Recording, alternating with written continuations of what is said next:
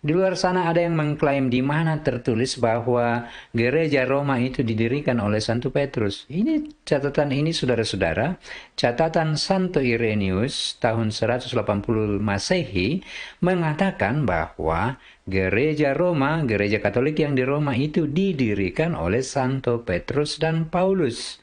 Bukan kata saya saudara-saudara, tetapi kata para penulis gereja-gereja awal.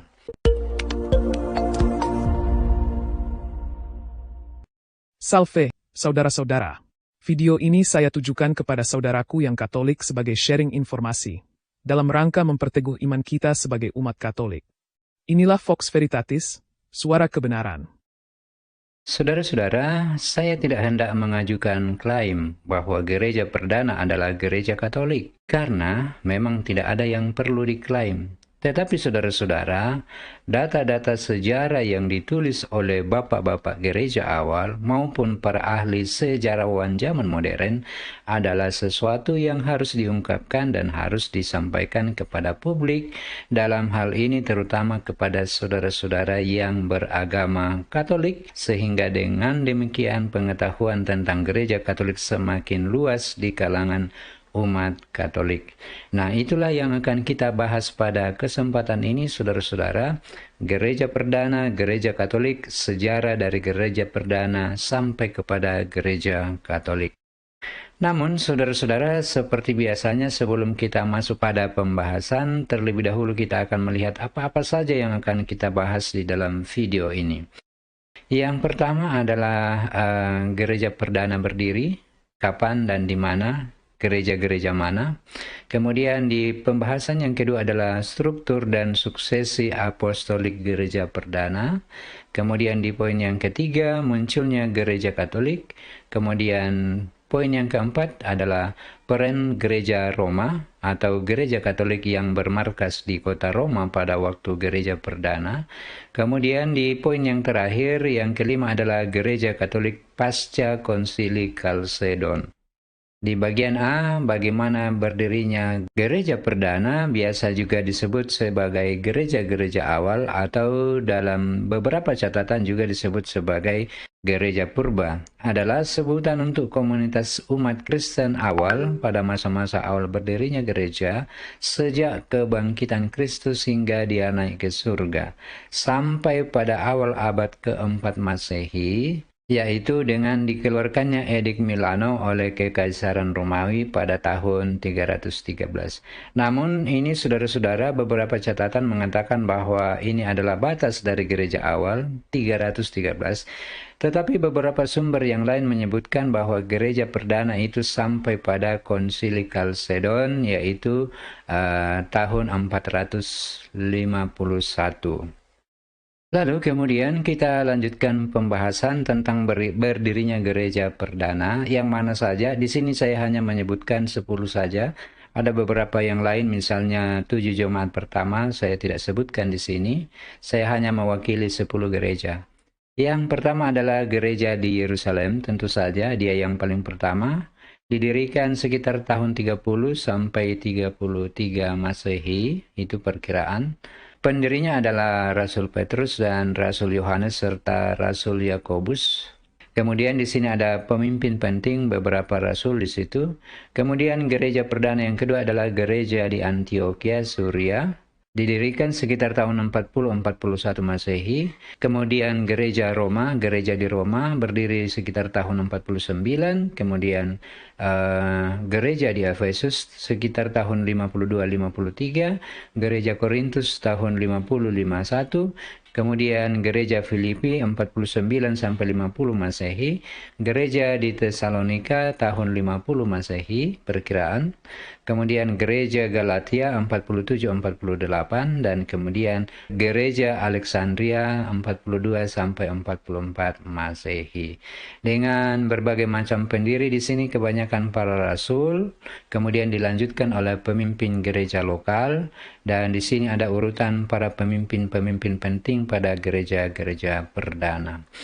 Kita lanjutkan saudara-saudara. Di poin berikutnya adalah bagian B, struktur dan suksesi apostolik dari gereja perdana. Bagian yang pertama adalah struktur gereja perdana. Struktur gereja perdana ini secara umum sebenarnya terdiri dari 3, tetapi di sini kita menyebutkan ada 4 karena ada juga para rasul pada waktu itu sebagai pemimpin yang tertinggi. Jadi poin yang pertama adalah rasul sebagai pemimpin tingkat tinggi, para saksi langsung dari kebangkitan Yesus. Tugas mereka adalah mengajar dan meletakkan dasar gereja, menulis kitab suci, dan menunjuk para penerus mereka.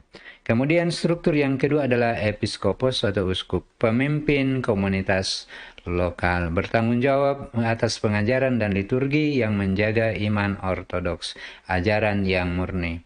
Dipilih dan diangkat melalui penumpangan tangan.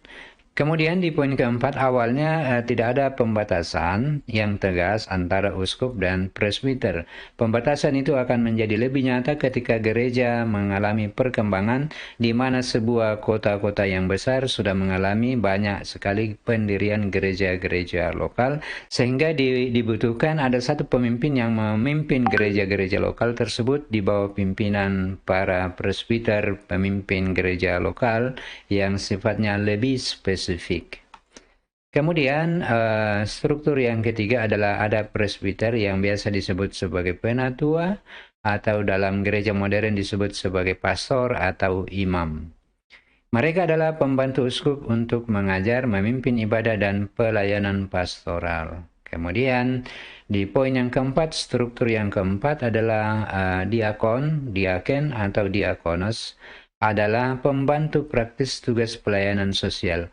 Mereka ini tidak mempunyai wilayah tertentu, tidak mempunyai gereja tertentu, tetapi pada umumnya mengikuti pergerakan para rasul dalam rangka pelayanan sosial, misalnya persoalan-persoalan ekonomi, membantu masyarakat miskin, dan logistik gereja. Tidak memimpin ekaristi, tetapi melayani bidang sosial. Di sini ada 7 diakon yang diangkat pertama kalinya Stefanus dan kawan-kawan. Baik presbiter maupun diakon diangkat dengan penumpangan tangan. Lalu di sini saya sebutkan beberapa contoh suksesi apostoliknya. Penggantian Yudas Iskariot oleh Matias telah dilakukan oleh para rasul. Kemudian ada suksesi apostolik di gereja Yerusalem. Di sini Anda boleh ambil screenshot dan Anda telusuri sendiri. Ada suksesi apostolik gereja di Roma. Kemudian ada suksesi apostolik gereja Antioquia, gereja di Efesus, gereja di Alexandria. Saya hanya menyebutkan 6 saja sebagai contoh bahwa sejak gereja awal itu sudah ada yang namanya suksesi apostolik. Kemudian munculnya istilah Katolik. Pertama kali diperkenalkan oleh Santo Ignatius. Santo Ignatius adalah murid langsung dari Rasul Yohanes di dalam suratnya kepada jemaat di Smyrna. Dimanapun uskup muncul atau dimanapun uskup berada, biarlah jemaat ada di sana. Sebagaimana dimanapun Yesus Kristus berada, disitulah gereja Katolik. Surat kepada jemaat di Smyrna bab 8. Nah, saudara-saudara, kita pindah ke poin berikutnya, munculnya gereja Katolik tentang mengapa menggunakan istilah Katolik. Mengapa bukan istilah Ortodoks ataupun apapun namanya itu. Mengapa harus menggunakan istilah Katolik? Tentu saja ada alasannya. Yang pertama adalah untuk menegaskan kesatuan gereja sejati, karena pada waktu itu sudah mulai muncul aliran-aliran sesat. Jadi, Santo Ignatius menggunakan istilah Katolik untuk membedakan gereja sejati dari gereja-gereja sesat pada waktu itu. Ada aliran Gnostik, ada aliran Doketis, dan ada aliran Judaizer. Itulah yang berkembang pada waktu itu, sehingga Santo Ignatius merasa perlu ada istilah untuk membedakan gereja-gereja asli dan gereja-gereja yang palsu. Kemudian di poin yang kedua, apa tujuannya? Untuk menunjukkan gereja yang bersifat universal. Gereja yang mencakup semua, berarti universal, menyeluruh, lengkap, dan utuh. Santo Ignatius ingin menunjukkan bahwa gereja Yesus Kristus bukan hanya bersifat lokal di Yerusalem, Antioquia, di Galatia, dan seterusnya, tetapi merupakan satu tubuh di seluruh dunia yang bersatu dalam iman, sakramen, dan kepemimpinan apostolik.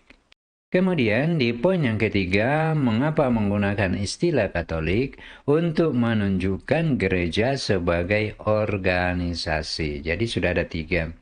Gereja Katolik adalah membedakan gereja yang sejati dengan gereja yang sesat pada waktu itu. Kemudian yang kedua, gereja Katolik untuk menunjukkan gereja yang universal, mencakup semua. Kemudian di poin yang ketiga, gereja Katolik adalah sebagai organisasi. Jadi gereja Katolik pada waktu itu juga dikenal sebagai suatu organisasi yang kelihatan, yang mempunyai struktur dan seterusnya. Contoh kutipan dari pengertian ini adalah, tanpa uskup tidak ada gereja. Surat kepada jemaat di Trales bab 3. Ini tulisan Santo Ignatius, saudara-saudara. Santo Ignatius selalu menekankan keterikatan umat kepada uskup, presbiter, dan diakon sebagai tanda gereja yang sejati. Jadi gereja-gereja pada waktu itu mempunyai struktur atau hierarki, yaitu uskup, presbiter, dan diakon. Maka istilah gereja Katolik juga merujuk pada struktur hierarkis dan kesatuan organisasi dari seluruh gereja-gereja yang ada di dunia di bawah kepemimpinan uskup, presbiter, dan diakon, bukan sekedar sebagai semangat kebersamaan. Lalu kemudian yang berikut, saudara-saudara, munculnya istilah gereja Roma atau gereja Katolik yang bermarkas di Roma. Bagaimana pula hubungannya dengan gereja perdana? Petrus memimpin gereja Katolik yang berada di Roma. Kepemimpinan Santo Petrus berawal dari Yerusalem, kemudian pindah ke Antioquia, dan pada akhirnya pindah lagi ke Roma. Dan kepindahan Petrus ke Roma inilah yang menjadi cikal bakal dari gereja Katolik yang kita sebut seperti gereja Katolik yang ada pada saat ini. Petrus datang ke Roma diperkirakan sekitar tahun 60-64 Masehi. Kemudian di poin yang kedua, Petrus memimpin komunitas Kristen dan menjadi uskup di Roma. Menurut tradisi gereja Katolik, memang tidak ada catatan bahwa Petrus itu secara sah berdasarkan hitam di atas putih memimpin gereja di Roma dan menjadi uskup di sana. Tetapi tradisi Katolik mengatakan bahwa Santo Petrus itu berada di Roma dan menjadi uskup pertama di Roma, dan itu diyakini oleh gereja Katolik sampai pada saat ini. Santo Petrus wafat sebagai martir di Roma menurut tradisi, disalibkan secara terbalik di kota Roma. Lalu kita masuk pada uraian peran gereja Katolik yang bermarkas di Roma, dalam hal ini kepemimpinan Santo Petrus di kota Roma, di gereja Katolik yang bermarkas di kota Roma. Di sini ada berbagai catatan bagaimana Santo Petrus memimpin gereja Katolik yang berada di kota Roma. Yang pertama adalah tulisan Santo Clemens dari Roma, tahun 96 Masehi. Dalam surat kepada jemaat di Korintus, ia menyebut kemartiran Petrus dan Paulus di Roma, yang menyeratkan bahwa Petrus memiliki otoritas di gereja yang bermarkas di kota Roma.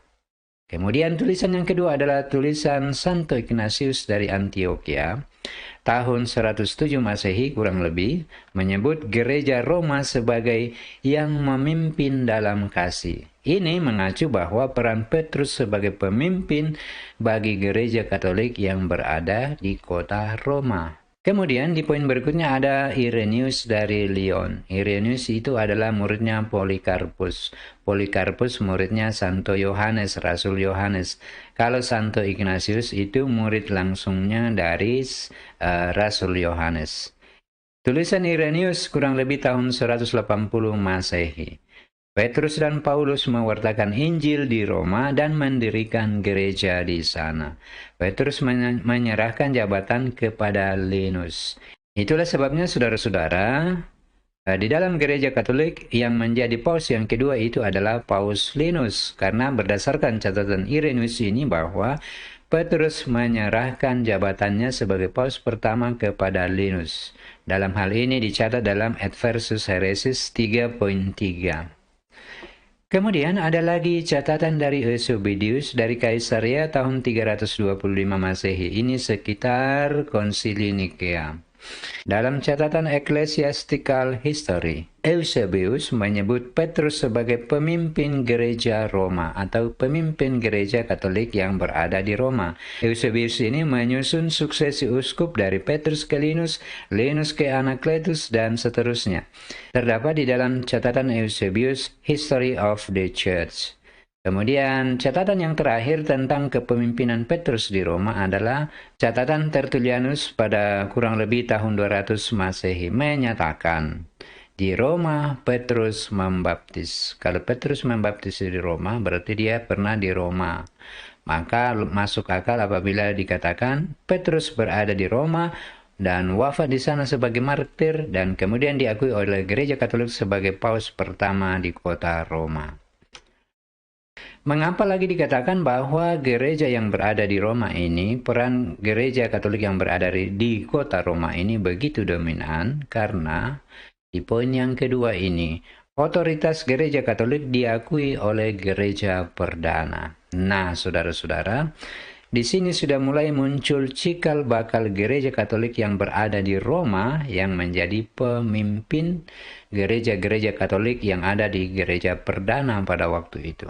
Poin yang pertama, surat Paus Clemens tahun 96 Masehi kepada jemaat di Korintus, salah satu dokumen Kristen tertua dalam Perjanjian Baru. Ketika jemaat di Korintus berselisih, bukan uskup lokal tapi paus di Roma yang menyurati mereka untuk menyelesaikan masalah. Kemudian di poin yang kedua, Santo Ignatius dari Antioquia tahun 107 juga mengakui adanya pengaruh gereja Katolik di Roma terhadap gereja-gereja perdana.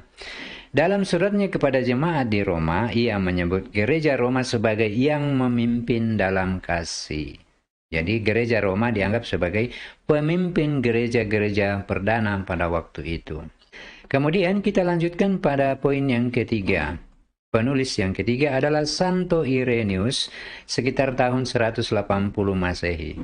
Demi pentingnya gereja Roma yang didirikan oleh Petrus dan Paulus, semua gereja lain harus selaras dengannya. Jadi saudara-saudara, di luar sana ada yang mengklaim di mana tertulis bahwa gereja Roma itu didirikan oleh Santo Petrus. Ini catatan ini saudara-saudara, catatan Santo Irenaeus tahun 180 Masehi mengatakan bahwa gereja Roma, gereja Katolik yang di Roma itu didirikan oleh Santo Petrus dan Paulus. Bukan kata saya saudara-saudara, tetapi kata para penulis gereja-gereja awal. Adversus Hereses 332. Kemudian catatan sejarah yang keempat dari bapak-bapak gereja awal adalah catatan Tertullian. Ini tidak ada tahunnya tetapi disebutkan di sini abad kedua Masehi. Kalau abad kedua berarti tahun 100, di atas tahun 100. Tertullian menulis, "Pergilah ke Roma, di mana para martir Petrus dan Paulus telah menyucikan tempat itu." Telah menyucikan tempat itu berarti bahwa Petrus berada di kota Roma. Menyucikan dalam hal ini berarti Petrus mempunyai otoritas. Otoritasnya apa? Adalah menyucikan tempat itu atau kota Roma sebagai tempat berkembangnya gereja Katolik pada waktu itu. Lalu kemudian tentang peran gereja Katolik di Roma, pengaruhnya kepada gereja-gereja perdana, kita masuk pada poin yang ketiga. Konsili Ekumenis mengakui peran atau pengaruh gereja Roma terhadap gereja-gereja perdana. Yang pertama di sini adalah Konsili Nikea.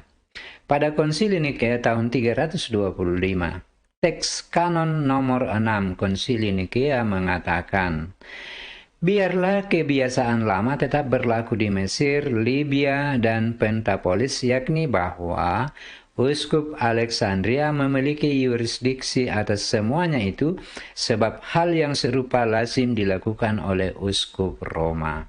Apa makna dari teks kanon nomor 6 ini? Adalah memberikan keputusan bahwa berikan juga kuasa kepada Uskup Alexandria atas wilayah-wilayah yang ada di Libya dan Pentapolis misalnya, karena Hal-hal itu sudah dilakukan sebelumnya oleh uskup Roma. Ini berarti bahwa sebelum konsili Nikea, gereja-gereja perdana itu sudah berada di bawah koordinasi uskup yang berada di Roma. Berdasarkan catatan ini, saudara-saudara. Kemudian, masih konsili Nikea tahun 325.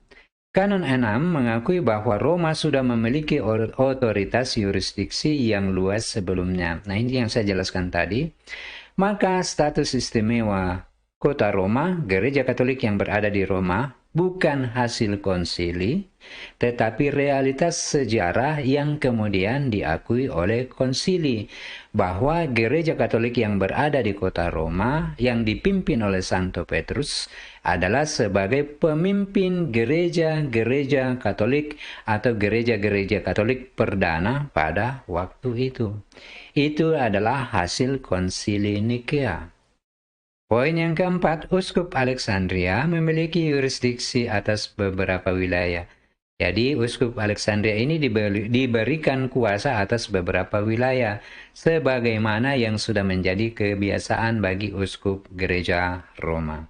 Poin yang kelima, otoritas Gereja Roma dijadikan acuan standar, menunjukkan bahwa otoritas gereja Katolik yang di Roma sudah ada lebih dahulu sebelum diakui secara universal di dalam konsili Nikea. Jadi, pengaruh atau peran gereja Katolik yang berada di kota Roma di bawah pimpinan Santo Petrus itu sudah ada sebelumnya, bahkan kemudian diteguhkan oleh konsili Nisea pada tahun 325.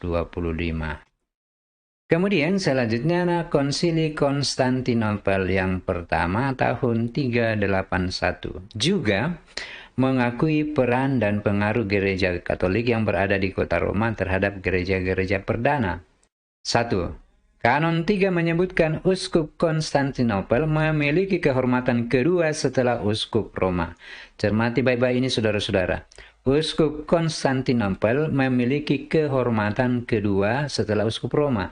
Artinya pada waktu itu, ketika konsili ini terjadi, diakui bahwa Uskup Roma adalah memiliki kehormatan atau kedudukan yang tertinggi di atas uskup-uskup yang lain, terutama yang disebutkan di sini yaitu Uskup Konstantinopel. Poin yang kedua, ini berarti Gereja Katolik di Roma adalah yang pertama dalam kehormatan.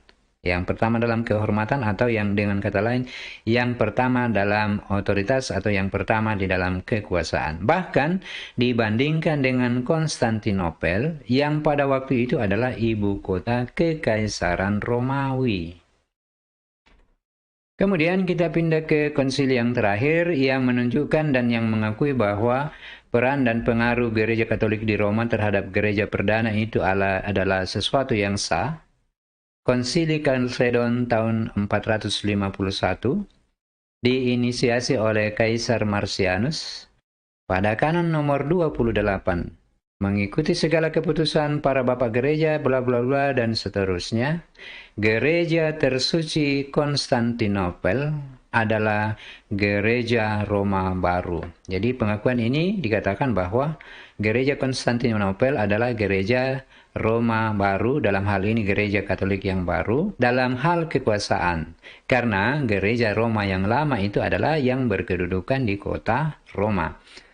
Karena ia adalah kota kekaisaran dan para uskup tersebut didorong oleh pertimbangan yang sama memberikan hak istimewa yang setara kepada tahta Roma baru. Jadi maksudnya keputusan ini juga memberikan hak istimewa kepada gereja tersuci yang ada di Konstantinopel yang kemudian disebut sebagai tahta Roma baru. Setelah pembacaan surat kepada Paus Leo, seluruh majelis berseru, inilah iman para bapa, inilah iman para rasul. Petrus telah berbicara melalui mulut Leo. Semua yang percaya dengan cara ini adalah ortodoks atau ajaran yang murni. Terkutuklah mereka yang tidak percaya. Catatan tentang ini ditulis dalam Acta Conciliorum Oecumenicorum atau ACO, kumpulan akta resmi Concili Ocumenis.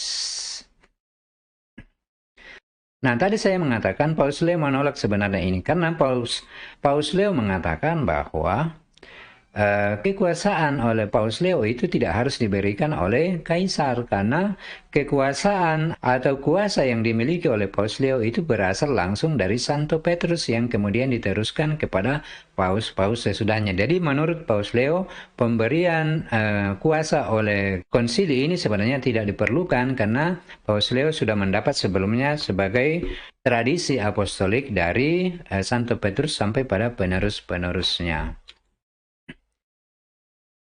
Kemudian kita pindah ke bagian E, perkembangan gereja Katolik pasca Konsili Kalsedon. Nah, saudara-saudara, di dalam Konsili Kalsedon itu ada satu keputusan yang bersifat teologis, yaitu Yesus memiliki dua kodrat, ilahi dan manusiawi, berada di dalam satu pribadi, tidak bercampur dan tidak dapat terpisahkan. Keputusan teologis Kalsedon inilah yang kemudian ditolak oleh sebagian peserta pada waktu itu. Dan kemudian pada waktu itu terbentuklah gereja Ortodoks Koptik, dan kemudian ada Ortodoks Syria yang memisahkan diri dari gereja Katolik yang ada di Roma dan gereja Ortodoks Kalsedonia. Karena di dalam Kalsedonia ini tergabung beberapa gereja-gereja lain yang mendukung Konsili Kalsedonia. Perkembangan selanjutnya adalah terjadinya skisma Barat dan Timur. Ini adalah biasa disebut sebagai Great Schisma atau skisma yang paling besar di dalam perkembangan gereja-gereja Katolik. Skisma Timur Barat atau Barat Timur tahun 1954. Sebenarnya perpecahannya lebih pada otoritas sebenarnya.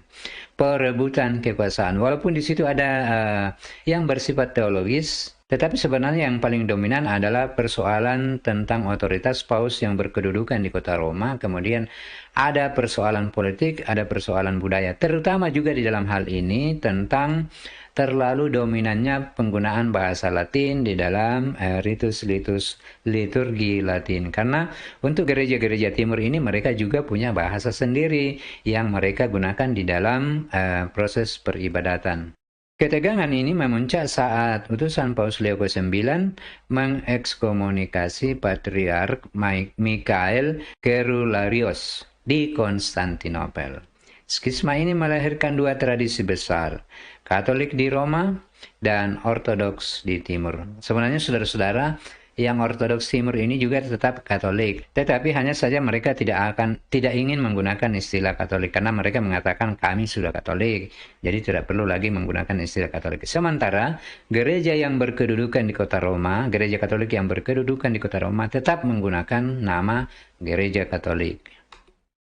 Yang ketiga, skisma Barat. Jadi, itulah saudara-saudara perkembangan gereja Katolik dari awal sampai sekarang. Jadi, saya tidak alergi untuk mengatakan bahwa ternyata juga gereja Katolik yang ada sekarang ini mengalami pasang surut, mengalami tantangan-tantangan yang harus dihadapi dan yang harus diselesaikan pada waktunya.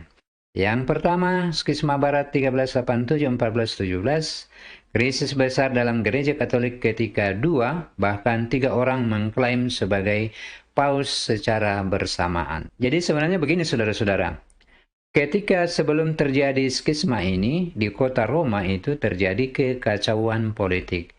Maka uskup yang berada atau paus yang berada di Roma merasakan bahwa keadaan di kota Roma itu tidak nyaman bagi perkembangan gereja Katolik. Karena termasuk kekacauan pada waktu itu, ada penyerangan-penyerangan terhadap orang-orang di gereja Katolik.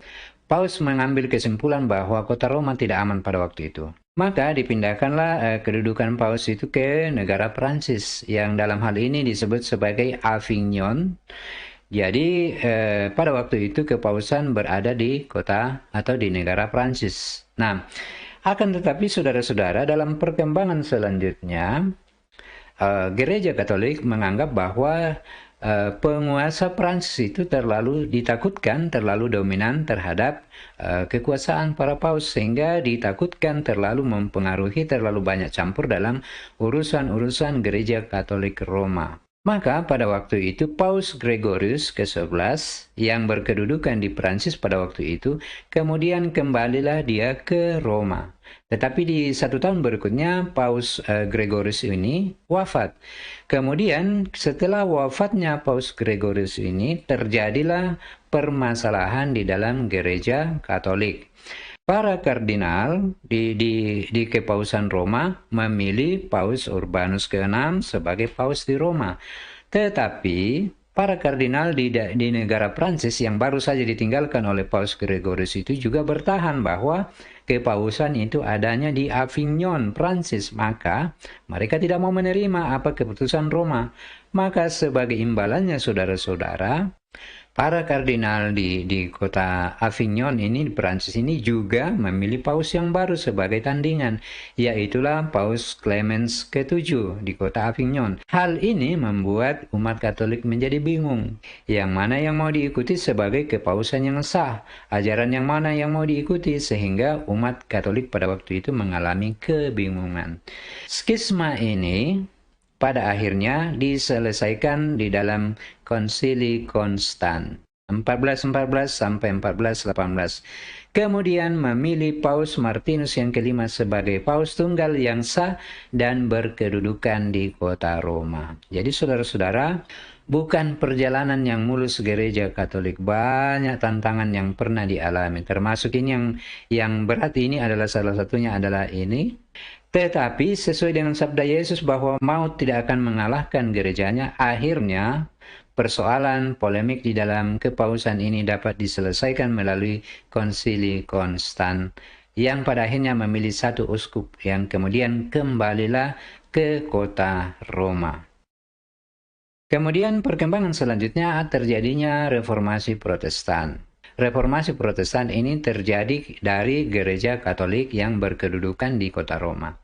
Reformasi Protestan dimulai pada tahun 1517 oleh Martin Luther, menentang penjualan indulgensi dan praktik gereja yang dianggap korup. Poin yang kedua, Martin Luther menekankan pada iman saja dan Alkitab sebagai sumber utama otoritas gereja atau sola scriptura. Sementara ajaran Katolik pada waktu itu keselamatan itu ada dalam iman lalu kemudian dilanjutkan dengan perbuatan. Tapi ajaran Martin Luther iman saja. Lalu kemudian perbedaan yang kedua adalah sola scriptura. Di dalam gereja pada waktu itu, gereja Katolik yang menjadi sumber ajaran iman adalah Alkitab, kemudian ada magisterium otoritas, kemudian ada juga tradisi suci. Dua hal yang terakhir ini kemudian ditolak oleh Martin Luther. Maka terjadilah reformasi gereja pada waktu itu. Ajaran Luther ini kemudian diikuti oleh reformator Eropa yang lain. Ada Zwingli, kemudian ada juga John Calvin, kemudian mendirikan gereja-gereja berikutnya. Reformasi menentang otoritas Paus memunculkan perang 30 tahun yang terjadi di sebagian negara-negara Eropa. Tentang hal ini, saudara-saudara, perang 30 tahun ini boleh kita bahas pada kesempatan yang lain. Kemudian perkembangan pasca Konsili Chalcedon yang berikutnya, poin yang kelima. Pelaksanaan Konsili Trente. Kanon 9, Kanon 24, dan Kanon 30 dari Konsili Trente secara keseluruhan menanggapi ajaran yang berkembang di kalangan Reformasi Protestan, dan kemudian gereja Katolik itu mengutuk banyak doktrin yang dianggap sebagai sesat sambil mengklarifikasi bahwa ajaran gereja Katolik adalah ajaran yang benar dan ajaran hasil reformasi itu adalah tidak benar. Itu adalah keputusan Konsili Trente, bukan kata saya, saudara-saudara. Nah, saudara-saudara, kita pindah ke bagian yang terakhir tentang nama resmi gereja Katolik. Saudara-saudara, sering kita mendengar tentang nama Gereja Katolik Roma. Apakah Gereja Katolik Roma itu adalah nama resmi? Bukan. Gereja Katolik Roma bukanlah nama asli Gereja Katolik. Namanya adalah Gereja Katolik, Tapi, kalaupun kita mendengar penggunaan istilah Gereja Katolik Roma, itu hanyalah untuk membedakan gereja-gereja Katolik yang berada di Roma dan gereja-gereja Katolik yang berada di negara lain seperti di Syria, di Irak, dan seterusnya. Jadi, di sini ada beberapa poin tentang penggunaan nama Gereja Katolik. Jadi, di sini ada beberapa hal yang harus saya sampaikan dan saya harus jelaskan. Satu, nama resmi adalah Gereja Katolik, bukan Gereja Katolik Roma, bukan juga Gereja Roma. Yang kedua, konstitusi dogmatis tentang gereja, Lumen Gentium, dari Konsili Vatikan kedua, gereja disebutkan dengan sangat jelas sebagai Gereja Katolik. Jadi Konsili Vatikan menyebutkan gereja ini, gereja Katolik yang saat sekarang ini berkembang sebagai Gereja Katolik atau dalam bahasa Latin, Ecclesia Catholica. Kemudian di poin yang ketiga, di dalam kitab hukum kanonik, kanon nomor 24 juga menyebutkan gereja Katolik, bukan gereja Katolik Roma. Tetapi kalau misalnya soal objeknya, kalau kita mengatakan gereja Katolik Roma dan gereja Katolik berarti merujuk pada objek yang sama, yaitu gereja Katolik yang berada di kota Roma. Katekismus Gereja Katolik selalu menyebutkan secara jelas tentang nama gereja Katolik, bukan gereja Roma dan bukan gereja Katolik Roma, sebagai satu-satunya gereja yang didirikan oleh Kristus. Kemudian poin yang kelima, Paus Fransiskus selalu menyebutkan gereja Katolik atau gereja yang universal, bukan gereja Roma, bukan pula gereja Katolik Roma. Misalnya di dalam surat apostoliknya, Bapak Paus Fransiskus menyebutkan gereja sebagai gereja Katolik yang bersatu dalam kesatuan dengan Paus yang berkedudukan di kota Roma. Kemudian di poin yang terakhir, istilah Katolik Roma lebih sering digunakan dalam konteks tidak resmi untuk membedakan dari gereja-gereja Katolik yang berada di berbagai wilayah di dunia ini. Nah, saudara-saudara, kita sampai pada penghujung video ini. Seperti biasanya, agar pembicaraan kita ini tidak seperti omong-omong di warung pinggir jalan, di warung kopi, maka ini adalah sumber-sumber yang kita gunakan di dalam video ini. Saya persilakan kepada Anda, silakan diambil screenshotnya dan silakan Anda telusuri sendiri bagaimana pengaruh gereja Katolik yang berkedudukan di kota Roma sehingga terbentuklah gereja-gereja Katolik seperti yang ada pada saat sekarang ini. Nah, saudara-saudara, dengan demikian berakhirlah pembahasan kita pada kesempatan hari ini. Di dalam video ini, kalau ada hal yang ingin ditanyakan, silakan ditulis di kolom komentar. Semoga umat Katolik ada mendapatkan pengetahuan yang baru dari sumber-sumber yang saya jelaskan tadi. Sampai jumpa pada video berikutnya. Salam sehat dan semoga Tuhan Yesus memberkati kita semua. Amin.